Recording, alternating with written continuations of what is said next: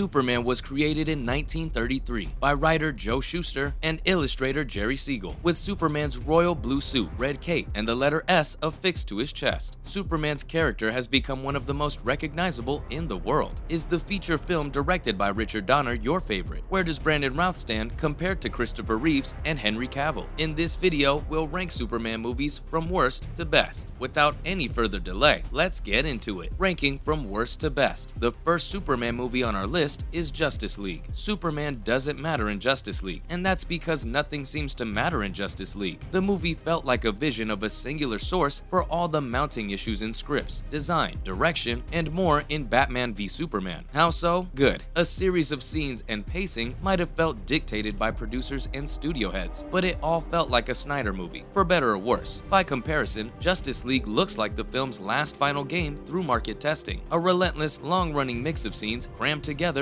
to form the looser look of a narrative. Suppose there are flashes of personality in Batman's relationship with Alfred, or Lois Lane's strange but warm kinship with Martha Kent. In that case, most of it comes from the actors, who show an inexplicable but courageous dedication to the material. In the digitally altered scenes where Superman appears, he has almost no presence and is given no emotional core to reflect on where he's been and what it's like to be back. In other words, there's no one in charge to tell you how the movie should look, sound, and feel in the end. Just a bunch of people adding scenes, music, and effects that they think will satisfy the general audience. And in trying to create a movie that will satisfy everyone on a basic level, the creators of Justice League created a tasteless catastrophe, a movie without soul, purpose, and vision. Following Justice League, we have Batman v Superman: Dawn of Justice. In this movie, Superman is written and portrayed as a first-rate jerk. He's not the only one. Inside Zack Snyder, it's a mindless, dark epic. The two most famous Titans in the DC universe conveyed nothing about their personality other than their propensity for battle, tactical brilliance, and some vague spirituality that never gets much attention. There is little of adopted humanity, the experience of living on Earth, or the conflicting small-town ethos in his character. Only one god on Earth willing, if not exactly eager, to own Batman. That is until he discovered the name of Batman's mother, and the first members of the Justice League, including Gal Gadot of Wonder Woman, came together to fight a gray blob of muscle called Doomsday. If one were to put together a book on how not to adapt any of these characters, but especially Superman, Batman v Superman: Dawn of Justice would be a prime example that would take up several chapters, one that goes through the dizzying and misguided experiences of Superman 3 and the quest for peace to enter a realm of utter displeasure. The next movie in our ranking is Superman 4: The Quest for Peace. This might be a little surprising, considering the story about Superman's fight against the spread of nuclear weapons being the product of Christopher Reeve himself. What's more, the movie was directed by Sidney J. Furie, who has directed several big-name movies, including The Entity, Get It Right, The Ipcris File, and The Naked Runner. Still, Quest for Peace is somehow more ridiculous and less fun than the unhinged catastrophe in Superman 3, putting on top of poor Gene Hackman's thick anti-nuclear discourse. The movie is at its best when the focus is on the battle between the Man of Steel and his numerous villains, most notably Nuclear Man, played by Mark Pillow, a former Chippendale dancer. But when the movie tried to be funny, dramatically substantive, or convey a political message, every minute became excruciating, at once too bland to capture the imagination and too ridiculous to pay any serious attention. Next in the ranking is Superman 3. There are calamities, and then there's Superman 3. After killing the franchise's second installment, Lester was allowed to direct the third film after Richard Donner's falling out with the producers. Instead of creating a superhero movie, he decided to be ambitious in terms of tone and narrative trajectory. Filmmaker paired Christopher Reeves' alien hero with Richard Pryor as a talented hacker and a not-so-great replacement for Lex Luthor named Ross Webster, played by Robert Vaughn, and laced the entire movie with outrageous physical gags and erratic, facetious dialogue. It's a radical act in keeping with Lester's excellent early works of A Hard Day's Night, The Skill and How to Get It for Petulia, and The Living Room. One has to admire the general boldness that Lester displayed here. Still, it's also a bit of cheating, a half measure of experimentalism that makes Superman 3 more of an oddity than a truly avant-garde pop film in the vein of Lester's Beatles movies. Following that, we have Man of Steel. The most frustrating thing about Man of Steel is that he has a lot of very interesting ideas happening in his over-the-top runtime. What worked here is Henry Cavill, who had the right delivery and, oh yeah, the figure for the role, and the cast as a whole, including Amy Adams, Michael Shannon, and Lawrence Fishburne, is superb. And to his credit, Snyder certainly has a sense of scale when things got hectic towards the end. His sculpting of space in each composition helped give the movie the sense of wonder it lacked elsewhere. That being said, Man of Steel isn't entirely expendable. Still, Still, his flimsy handling of Zod Shannon, the 9/11 ending in Metropolis, and the total disinterest shown by Lois Lane severely diminished its positives. And that, frankly, isn't getting into the selling, obvious product placement, and somewhat obnoxious way in which the movie blatantly advertises the military, and then uses the deaths of both the military and police to reiterate just how evil Zod is. Snyder, who pompously bragged about his fidelity to the source material, created a troubled and overly serious movie that may correct the original plot's basic mechanics,